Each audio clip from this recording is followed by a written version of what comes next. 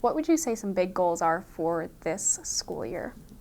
Well, we have lots of exciting things happening in Pasco. We just opened a brand new facility, our Digital Learning Center, which was really a focus for us as we continued to evolve through the pandemic.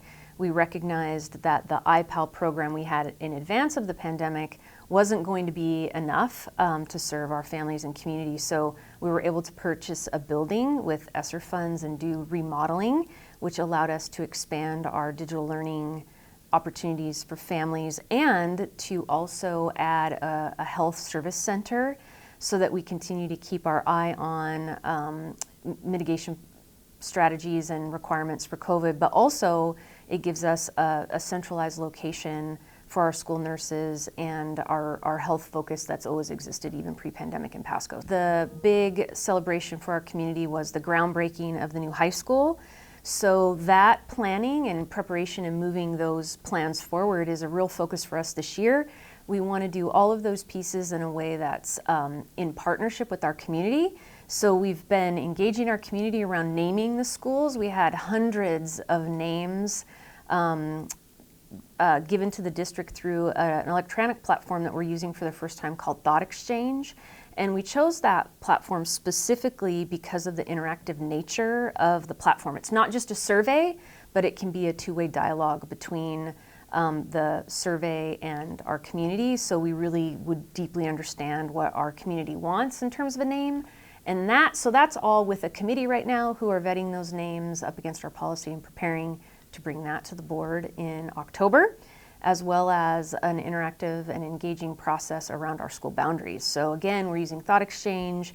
We've had almost 1,000, just shy of 1,000 responses from the community, helping us frame our parameters around how we put the boundaries together. And then once we have an opportunity to engage people both continuing electronically, but also in person through the month of September, there'll be a small technical team that puts together those parameters. Those parameters then will be used to put some boundary scenarios together that will go out for community engagement this winter. And we expect that there'll be a robust back and forth with community around those boundaries until we land on boundaries that most everyone's excited about, but those that are still questioning it at least had an opportunity to engage deeply with the content and understand the why behind them. So we're also right in the middle of continuing our plans for our small innovative high school or our career and college academy, both designing the building in collaboration with stakeholders, but also designing the program. And we're very excited about this potential of the school. It'll be a pathway-based school focused on technology, engineering, manufacturing, but also human and health services.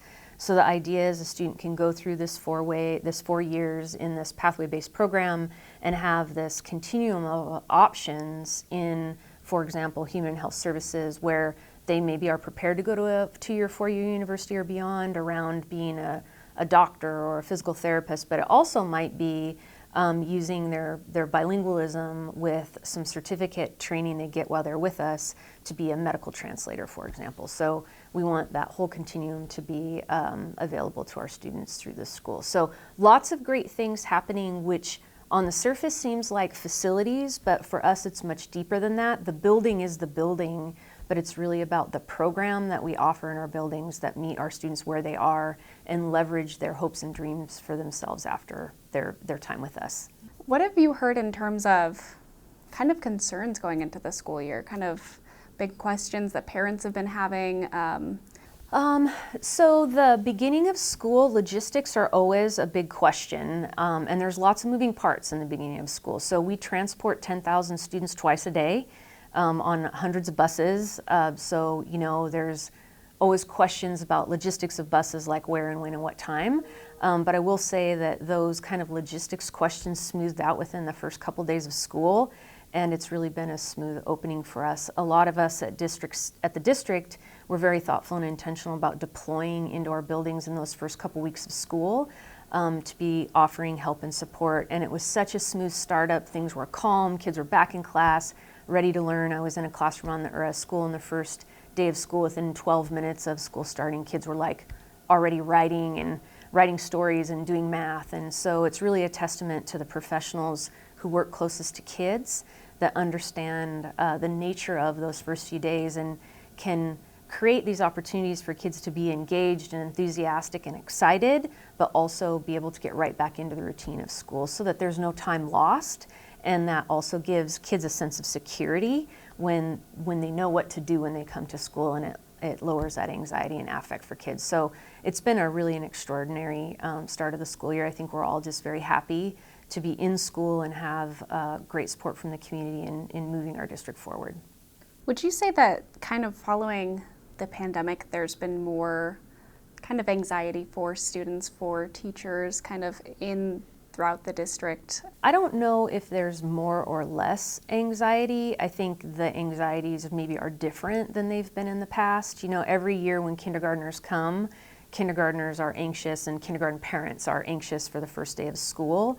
That is different now than it was even last year because a lot of our kids were able to go to pre-K, or some of our kids were able to go to pre-K. We noticed last year that a lot of our kids didn't have that opportunity. Makes a huge difference. So I don't know that it was more or less anxiety. I think it was different kind of anxiety. Those transition years are always when fifth graders are going to sixth grade, or eighth graders going to ninth grade, and our seniors are thinking about their last years of school. But really every grade in between has their kind of special focus on what they're thinking about.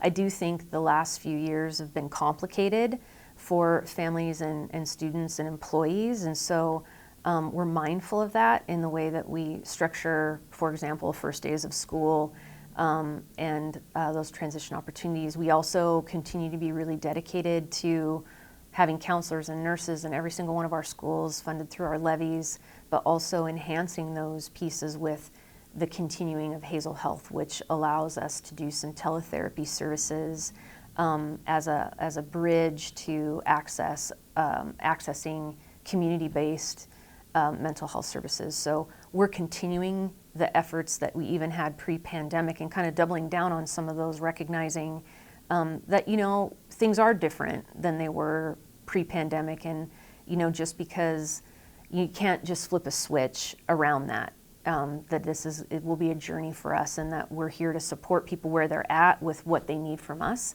so that they can be their best selves, either as an employee, as a student, as a parent, as we engage together in educating the kids of Pasco. Feel like I've seen a big push for mental health resources for everybody across any community, but especially for teenagers. And we were talking about these anxieties being kind of different than they used to be. Do you think it's more important to give these resources now in this year? I think one of the great benefits of the pandemic, I know it sounds funny to say it that way, but one of the things that happened, at least from my perspective, through the pandemic is we normalized that it's okay not to be okay because we talked about it more. And so I think that's a real celebration coming out of the pandemic, that it's okay to say you're not okay, and that as a school system then, you know, we're prepared to meet people where they're at. So, you know, it's always been a huge focus for us in Pasco is attending to the whole child. Kids who don't feel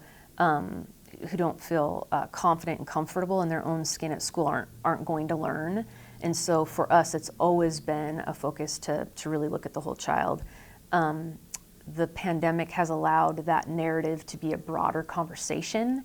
So now there's deeper options, for example, with Hazel Health and partnerships with community-based healthcare, and parents reaching out and wanting even to have like the teletherapy sessions. They can do them while their students are at home and the parents are there. And so we're seeing a lot of engagement that way. And I think, again, it's just normalizing that there's nothing wrong with us when we need some support with how we're coping. It's no different than if I twisted and sprained my ankle, no one would think twice about putting ice and an ACE bandage on that.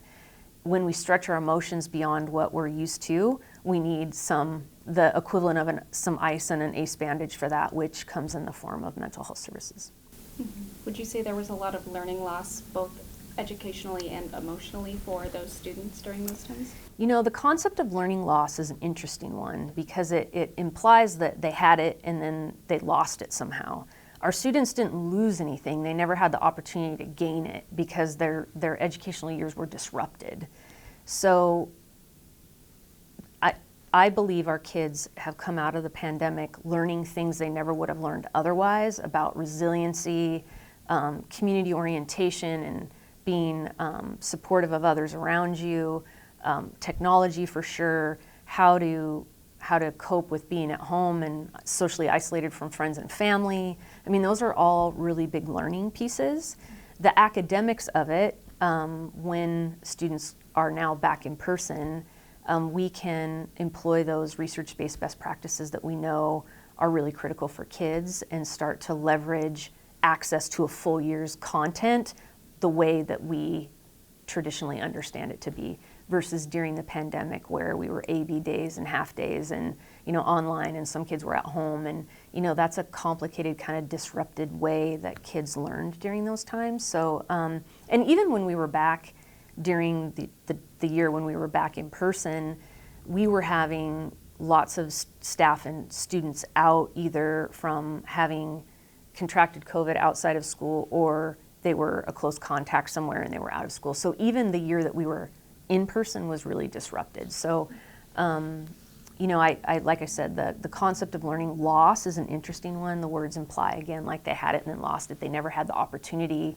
to have those full years of school. So we're excited to get them back in person, leverage those high yield strategies that we know work with kids, meet kids where they are, and then accelerate their learning from here.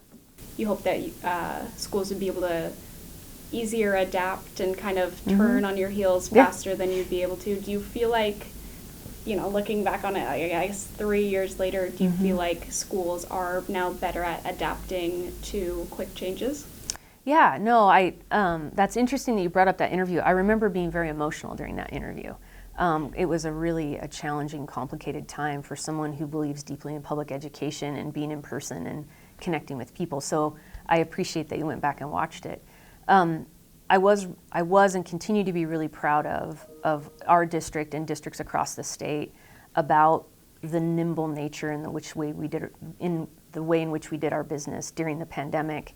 And I do think there's pieces of that we brought forward from the pandemic. I think one of the things I learned post-pandemic, because I was very excited about this new nimble nature of how we can make these quick changes, is just because you can doesn't mean you should, and then really pacing the work.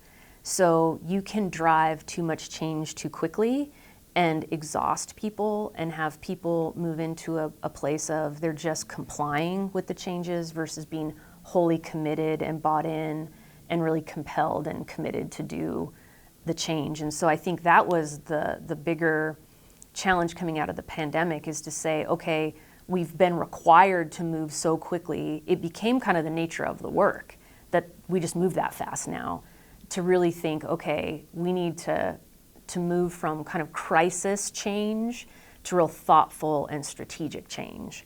And so I think we've done that as a district and done a nice balance now of being thoughtful and strategic about the changes, but also not getting stuck. And in those moments where we do get stuck and kind of paralyzed, like paralysis by analysis or those things that we used to do, I like to unstick us by saying, hey, we educated kids during a pandemic, like we can figure this out. So I think we've struck a nice balance of that. It just must be unnerving and a little terrifying to be a student right now. Mm-hmm. And do you have any, words of encouragement for those students or parents that Sure. are going through that? So we are very lucky in Pasco School District with our partnership with the Pasco Police Department. And this predated a lot of like what we're seeing now. Pasco Police Department's been an extraordinary partner. So there's a line of people who say they're partners, but rare are the people who live the values of partnership, and Pasco PD does that daily. So we're really lucky in that all of our safety protocols and the way that we approach student safety, staff safety, facility safety has been developed in collaboration with Pasco PD, but really all of our first responders. So it's not uncommon, we do it on an interval where all of our first responders, Pasco PD, fire, county, etc., will do walkthroughs of our facilities and make recommendations based on current trends that are being seen about what we need to do. So for example, when you go by one of our elementaries, you can see that they're fully fenced. That was a recommendation from a walkthrough after a school tragedy years ago. You would see there's peepholes in the portable doors in our portable classrooms. That was a recommendation. The external controls were a recommendation. So we rely on the experts who are really our local first responders who, when there's a tragic event, be it at a school or anywhere else, they dig deeply into that. They take lessons learned and then apply it to the facilities and the areas in our community that they're responsible for. And we just leverage that expertise by saying, hey, we want to partner with you. You come walk our buildings, tell us what we need to do, and then we implement that. One of the newest pieces that we did with PD just recently was we have controlled entry points at all of our schools. And they helped put together a set of trainings for people who are monitoring those controlled entry points about how to really use that tool to its maximum benefit, which includes like how do you observe people's behavior, et cetera. So that was an ask of us to the police department. They fulfilled that ask impeccably, and then they came and co-delivered that to our staff. So that's an example of how we're nimble and responsive with PPD. As things shift and change and people's concerns change, we go to them as partners and say, how can we dig into this together? We have a school resource officer program. In the schools where we don't, we focus on those controlled access points. So our elementary schools are all fenced. You have to be buzzed in, you have to take your ID. If you don't have an ID, we won't release your student to you, even if we know you, which is a hard conversation to have with someone you've known for a decade. But we really center student safety to say, like, this is a protocol that works and helps us keep people safe. And our community's been really amazing at participating and being gracious and being willing to comply with those requirements that we have, because they know that student safety is at the core. Have there been these discussions on artificial intelligence, whether that be student use, teacher use? So we've partnered with an external consultant who's come in and done some training with teachers around artificial intelligence. One of our teachers actually did a really informal survey at our back to school rally to try to get a sense of where employees were feeling about artificial intelligence. So I would say in terms of artificial intelligence, we're really in the exploration phase. We're learning about it and being really thoughtful and intentional about what that means for us moving forward. I think it's really important to deeply understand the implications of something before you enact policy, et cetera. Has Pasco School District been experiencing any sort of teacher shortage? I know that Washington treats their teachers very well. Yeah. So we are not experiencing a teacher shortage beyond what we typically would. So there are certain positions within districts that are hard to fill, like speech and language pathologists. The more special education teacher, the more specific and specialized the degree is, the harder it is to fill. So there are certain positions that have been hard to fill for as long as I can remember. That being said, we are not experiencing a teacher shortage beyond that. We still are welcoming bus drivers onto our team, so anyone who wants to explore that as a career option and opportunity, we absolutely want to talk to you. There's other positions within the district that have been more difficult to fill, but teachers are not on our shortage list.